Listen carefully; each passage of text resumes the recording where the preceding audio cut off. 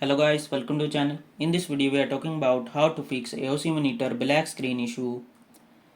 To fix AOC monitor black screen issue, you have to follow some steps. First of all, you have to check the connection. For that you have to ensure all the cables, power, HDMI, DisplayPort, etc. are securely connected. After that you have to switch input source. Use the monitor menu to select the correct input source. Then you have to restart the monitor and the computer, turn off both the monitor and the computer, then turn them back on. After turning them back on, you have to test with another device. Connect the monitor to a different computer or device to see if the issue persists. Then you have to inspect the power supply, ensure the power cord and the adapter are functioning correctly. Then you have to try update graphic drivers because sometime error in your graphic driver can cause the issue. To fix the issue you have to update the graphic card driver on your computer.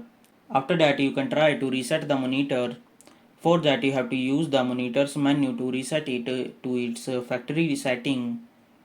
After that you can try to reset the monitor.